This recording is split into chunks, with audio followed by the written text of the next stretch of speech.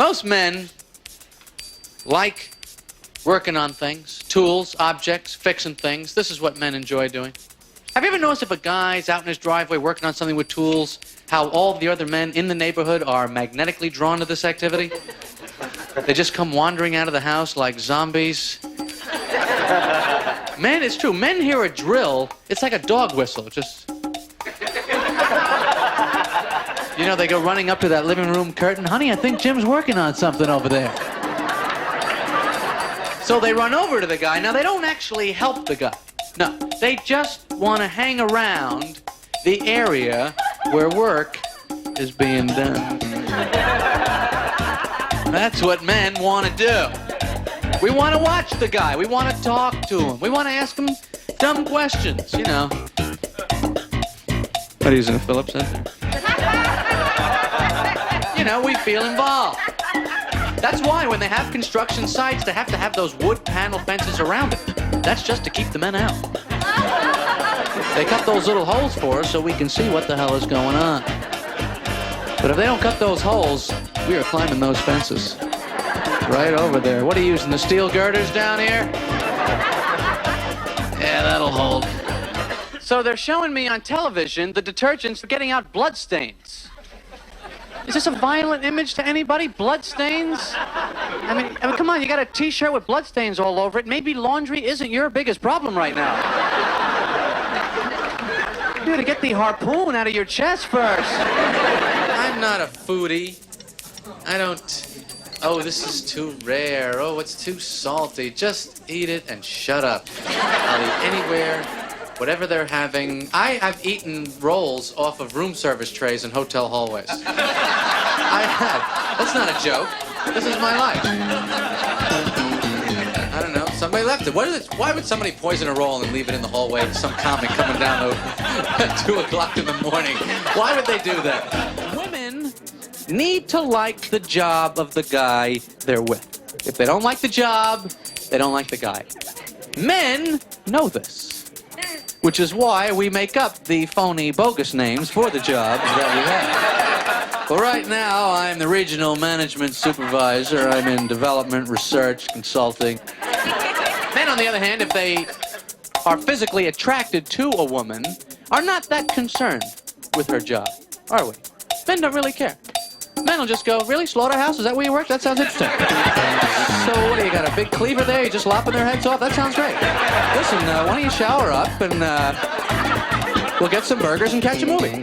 Pilot always comes on with his little announcements. I'm going over this, I'm going over that. I'm taking a left, I'm bringing it up, I'm taking it down. I'm going right, I'm going this way, I'm going that way.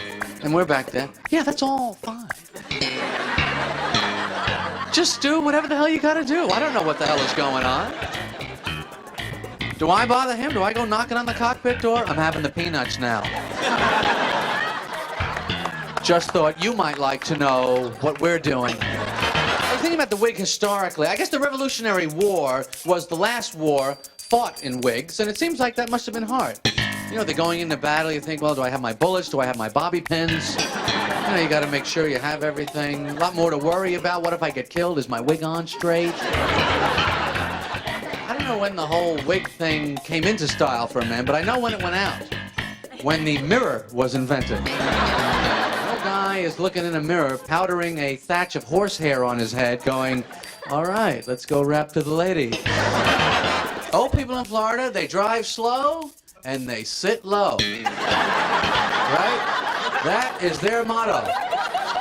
The state flag of Florida should be like a steering wheel with a hat and 2 knuckles on it.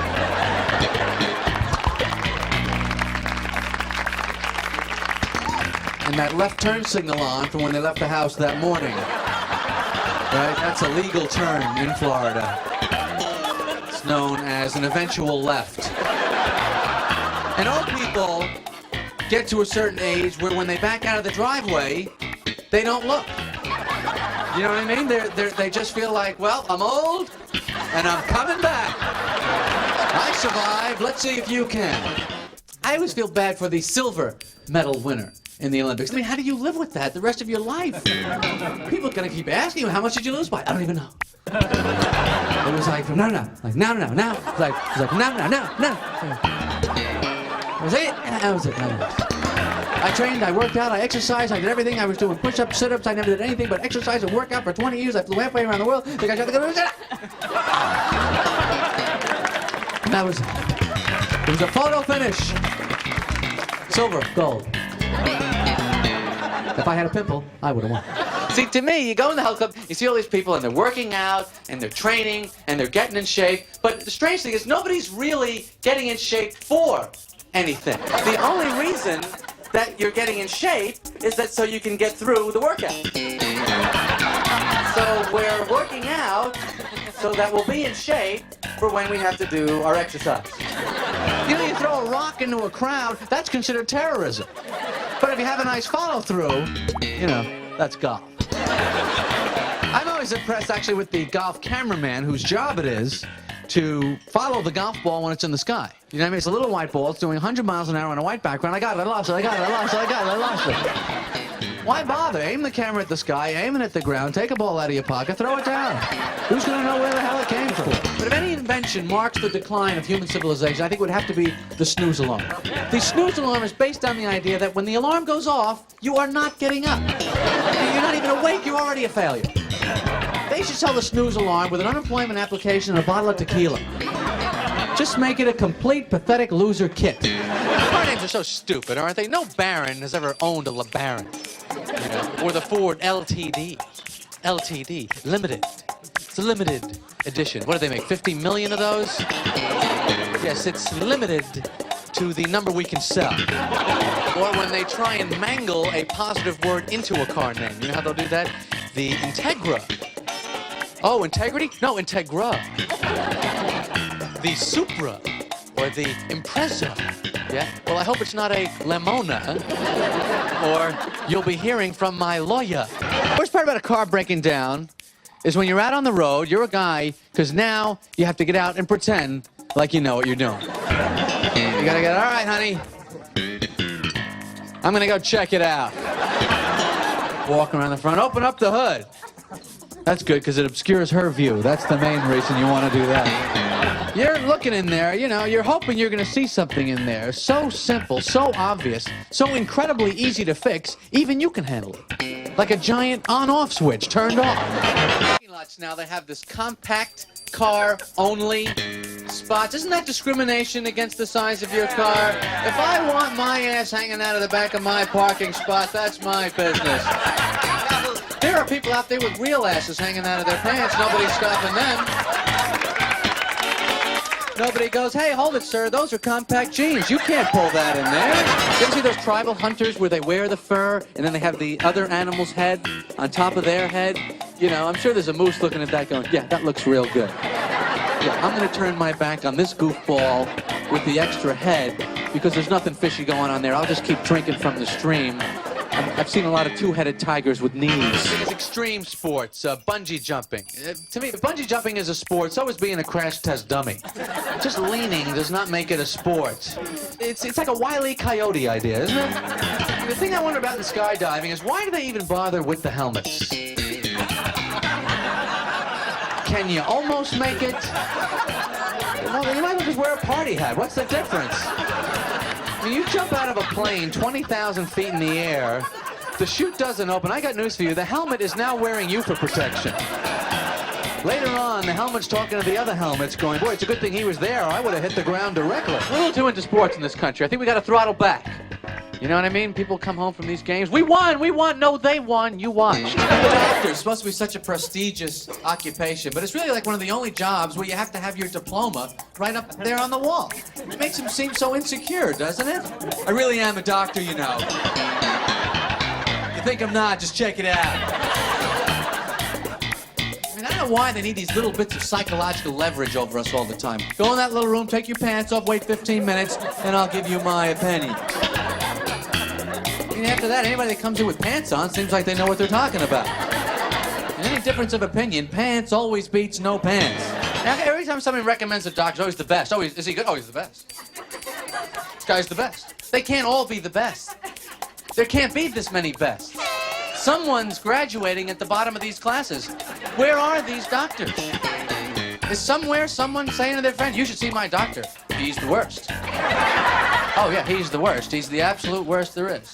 Whatever you've got, it'll be worse after you see him. Yeah, he's a butcher. The man's a butcher. And then there's always that, make sure that you tell him that, you know me. Why? What's the difference? He's a doctor.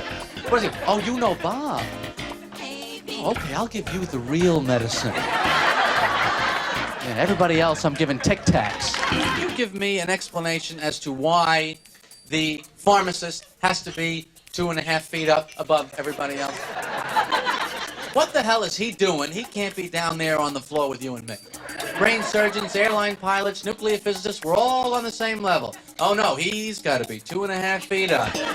Look out, everybody, I'm working with pills. Spread out, give me some room.